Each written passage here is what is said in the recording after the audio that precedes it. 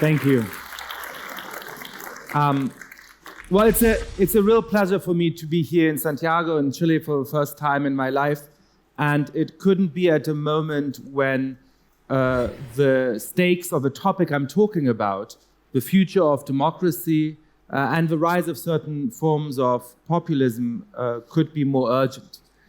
So though I am new to your country, I have a view of an outsider, I'm going to try and connect what's happening in Chile to what's happening in many other parts of the world and just offer a couple of tentative words of advice at the end of my talk.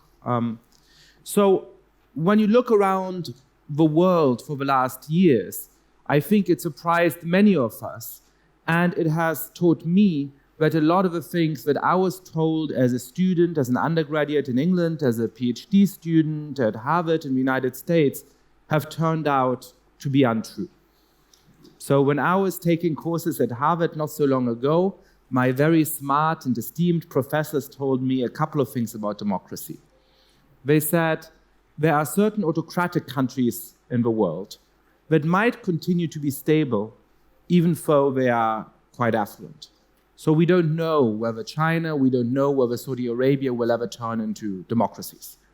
Today, those countries are still autocracies, and that's not a big surprise to political scientists. They also said, we know that there are certain countries in which democracy is very vulnerable. Countries that don't have a long democratic history, countries that aren't particularly affluent. So today, when you look around the world, you see democracy on the ropes, in danger in countries like Kenya, in Africa, or the Philippines. Again, that is very worrying, it's very sad, but it's not surprising to political scientists. That conforms with the way that we've seen the world for a long time. But my professors also told me a different thing. They said, once a country has changed government for free and fair elections at least a couple of times, it has a relatively long democratic history. And once a country is relatively affluent, once it has more than about $14,000 GDP per capita, you don't have to worry about it. Democracy is safe in those countries. We can go forward 30 years or 50 years, unless something very strange happens, these are going to be democracies. And these stable democracies are going to be characterized by a couple of attributes. By the fact that most citizens within those countries are happy with their political system. They may not like every politician, they may be unhappy with the current government, but they like the political system itself. They're going to reject alternatives to democracy out of hand, and political candidates, political parties that doubt the very basic elements of democracy are not going to have any significant power in those countries. Well, over the last 3 or 4 years, all of these things I was taught have turned out to be wrong. When you look around the world today, you see not only that, as I've shown in my work, a lot of citizens are deeply unhappy with their democratic systems, not just with this politician or that politician, this senator or that senator, but with the political system itself. You see that in a great number of countries, they are more open to autocratic alternatives to democracy. But the most important is that you see the rise of these authoritarian populists in many different countries in the world. Over the last half-decade, we've seen the rise of people from Narendra Modi in India to Donald Trump in the United States, and we've seen the transformation of democratic systems by leaders from Viktor Orban in Hungary to Jair Bolsonaro in Brazil. So I want to do 3 things today. The first is to explain what I think populism is and why it is so dangerous. The second is to say a few words about what the causes of a rise of these populists might be. And the third is, as an outsider who's been here for less than 48 hours, to try and apply some of these lessons to my very basic understanding of what's going on in your country at the moment. So, what is populism? I've mentioned a lot of different people so far. I've mentioned Erdogan, I've mentioned Trump, I've mentioned Bolsonaro. I could add somebody like the late Hugo Chavez or now Maduro in Venezuela, Evo Morales. Why do I call all of them populists? What do they have in common? Well, at first glance, they don't have all that much in common, right? They identify with different groups and they have different kinds of enemies. Modi in India, if you've been following what's been happening there, is a strong Hindu nationalist who doesn't seem to like Muslims very much. Recep Erdogan in Turkey is a very religious Muslim who doesn't seem to like the idea of secular people or of Christians or of Jews in his country particularly. When you get to the United States, Donald Trump has often inveighed against Latinos and against Muslims. So they don't share the same identity, they don't share the same enemies. Even on the economy, these populists have very, very different stances. Kaczynski in Poland is a conservative, he's a right-winger, but on the economy, he's pro-welfare state. He's against big business. Some populists, like Donald Trump, want to lower corporation tax and cut down the welfare state. And then you have far-left populists like Maduro and like Morales who hate the corporations and want to get rid of capitalism. So again, they don't have those things in common. Why am I talking of all of them under one umbrella term of populism? Well, here's the reason. What they have in common is a simple narrative about politics, simple way of thinking about what's going on in politics. They all say the only real reason why we have problems in our country today is that there's various bad elites who are self-serving, who care more about strange minorities or dark influences than they care about people like you and me. And so the solution is very simple.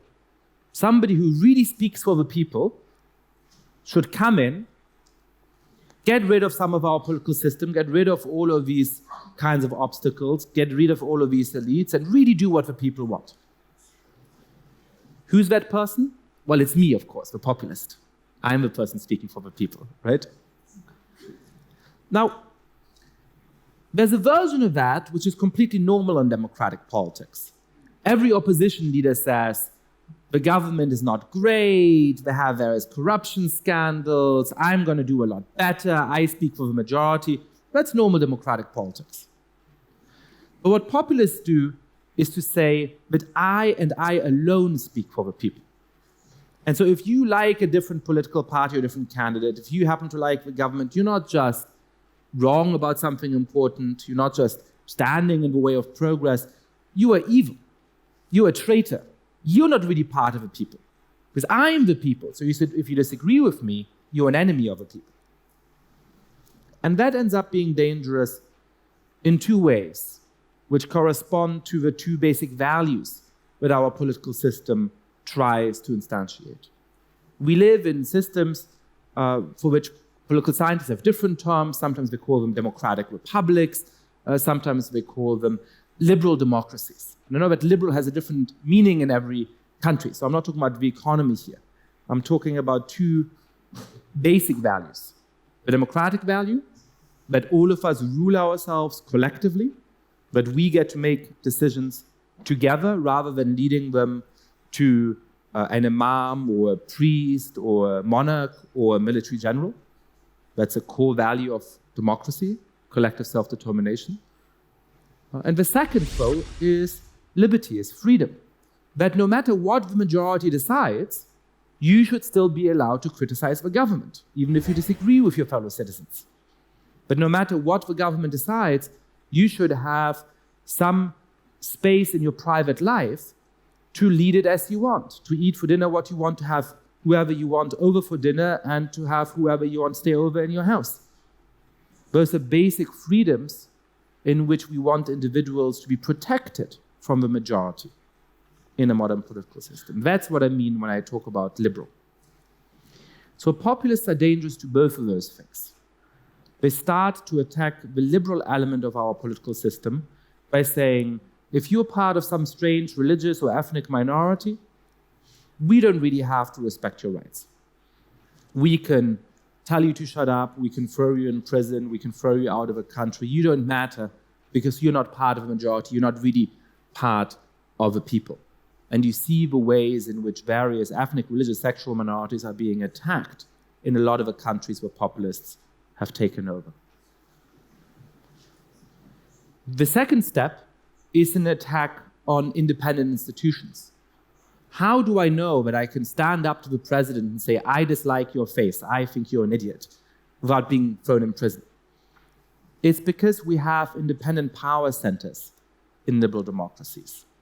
Because the president, the prime minister doesn't have all of the power, there's also courts which are independent. There's the police which is somewhat independent, and so on and so forth. There's a free press. Well, populists start to attack all of those things, because when the press criticizes them, they say that they are traitors. When a judge overturns what they do, they say they're an enemy of the people and they don't have any legitimacy.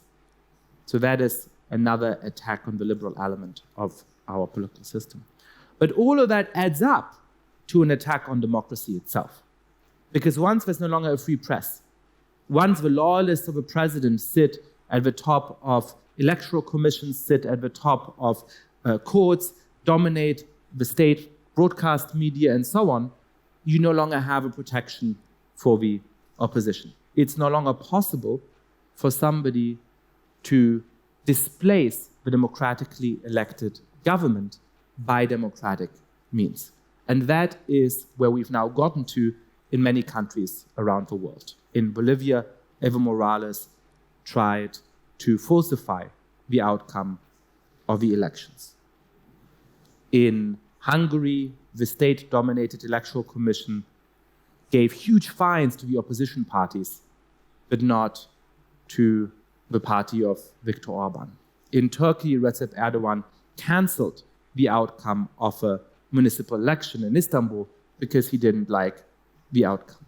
And Hungary is the most important case of those. It's a small country, but it's an important one in this context because Hungary has had about 5 changes of government for free and fair elections since 1989. It has a GDP per capita of over $14,000. It's the case that proves my old professors wrong. It shows that a country which was supposed to be a stable democracy can degenerate into de facto dictatorship. All right. So let me talk a little bit about why all of this is going on. Why is it that these things are happening in so many different countries around the world? And I think there's basically 3 primary causes of this. The first is economic stagnation for the living standards of ordinary citizens. When you look at the United States, from 1935 to 1960, the living standard of an average American doubled. From 1960 to 1985, it doubled again. But since 1985, it's been flat. It's been stagnant. That changes how people think about politics. We never used to love politicians. We never used to think that Washington, D.C. is the center of moral virtue in the world. But they said, I'm about twice as rich as my parents, where my kids are going to do twice as well as me. Let's let them do their thing. Something seems to be working here. Now a lot of people are saying, I've worked hard all my life and I don't have much to show for it. My kids are going to be worse off than me. So let's throw some shit against the wall and see what sticks. How bad could things get? What do we have to lose? Now, there's parts of the world in which that economic story doesn't straightforwardly fit. In Chile, for example, you've had very rapid economic growth over the last decades. I spoke to somebody yesterday who said that in the early 1970s, he moved from Chile to Venezuela because there was more economic opportunity there. You certainly wouldn't do that today. So Chile has done very well. And yet there is deep economic anger because people were offered and promised a real part in this economic prosperity. People were told that if you go and you work hard, you're going to improve your standard of living very rapidly as well. But for many people in this country, that has only turned out to be partially true. They are better off than their parents, but they're not nearly as well off as other people in society, and they're not nearly as well off as the middle class in other countries. They're not nearly as well off as they thought they would be at this point, as they think they deserve. And so there is a form of economic anger here as well. Now, the second course, we've talked about economics, is about cultural change. But cultural change can take many different forms. In a lot of North America and Western Europe, it's to do with immigration and demographic change. If you went into the streets of Paris or Stockholm or Athens in 1960, and you asked people, who is a real fellow citizen of yours? Who really belongs in your country? The answer would have been relatively straightforward. People would have said, well, somebody whose grandparents or great-grandparents has already lived here, somebody who looks more or less like me and probably has the same religion. Well, for the last 50 years, these countries have experienced a lot of immigration, and thankfully, a lot of people have started to change their conception of membership in those nations. For many people in Sweden now, it's natural that you might have a Swede whose parents or grandparents immigrated from Asia or from Africa, whose name is not typically quote-unquote Swedish, who may not be Christian. But there's also a big part of a population that feels devalued by that feels that the kind of social status they used to have in society no longer holds. So in order to understand this, because I don't feel that, but as a political scientist, I need to understand it. I need to get into the head of those people. I always try to imagine somebody who's perhaps not the best looking, not the smartest, not the most affluent or talented guy in his town or village, who 25 or 40 years ago could have said, well, I'm a guy, I'm straight, I'm a member of a native majority, I'm a father of a family, so that gives me a certain status in society and in the world, right? So I feel happy with my place in the world. And today that person might think, well, suddenly his wife makes more money than him. Suddenly the person representing him in parliament may be gay. Suddenly the boss in his workplace may be an immigrant or a child of immigrants.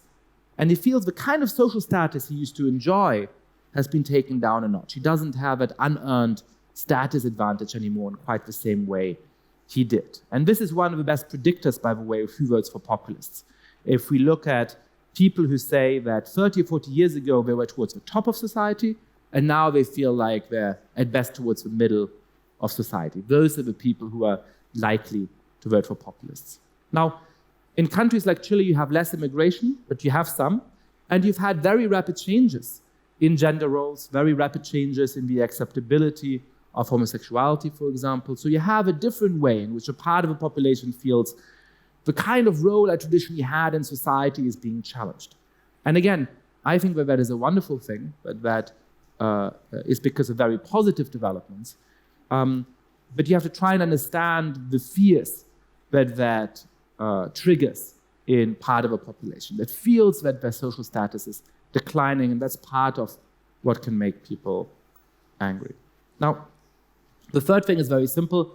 It's to do with the rise of the internet and of social media. And a lot of people have said deep things about that here at this conference, so I'll keep this part brief. But at a time when people are already feeling economic anger, at a time when they already are afraid of declining social status, of rapid changes in culture and so on, the internet allows people to organize, to make their voices heard, to challenge traditional political organizations and hierarchies, to call for spontaneous protest. And so all of that put together can be a very explosive cocktail. All right. So now to the difficult bit of trying to understand what's going on in your country. So I think that some of these developments I've been talking about obviously help to explain the protests that we've seen in the country and the anger that we've seen. Democracy has not delivered as well as it should, and I think the first task for anybody in a position of power or responsibility is to make sure that it delivers better, is to make sure that you continue to grow economically and to develop, but also to distribute that money in a way where most citizens actually feel like they are part of this progress. It's to build a common identity as Chileans, which includes all groups, whatever their political stance, whatever their ethnic origin, and so on, in a sense of solidarity, in a form of patriotism that is inclusive rather than exclusive. It's to fight for the basic values of liberal democracy against some of the people who would undermine it. But there's 3 lessons in particular that I think some of those different countries can offer. And so let me try and put those forward.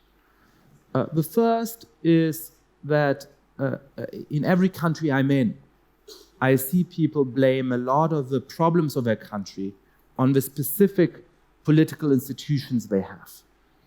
So when I'm in a country that has a system of first past the post, a majoritarian electoral system, people tend to say, you know what, it's the problem of first past the post. If we had a system of proportional representation, all would be better. When I go to a country like Germany, where I'm from, which has a system of proportional representation, and a lot of people say the problem is the system of proportional representation, we should go and have something more like a majoritarian system. So there's always the temptation to think that institutional fixes are going to solve the problem. I'm skeptical of that. So faux institutional fixes can be important. For I completely understand and support the strong sentiment in Chile that having a constitution that was designed by General Pinochet doesn't make much sense in a democratic country.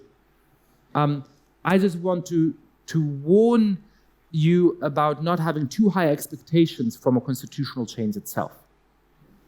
Because a lot of the problems we've been talking about are complicated and go beyond what the Constitution allows you to do. So I see a little bit of fear that the debate has become so concentrated on the question of the Constitution, but there's high expectations for once we have a new Constitution, if that happens, all will be solved.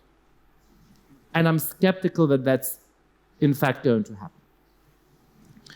The second lesson, when you look at countries like Turkey or like Venezuela, or when you look at even more extreme dictatorships in North Korea and other parts of the world, is a general truth about politics, which is that the distance between your country and the best country in the world exists perhaps, whatever you think that is, whether, each person will picture a different country.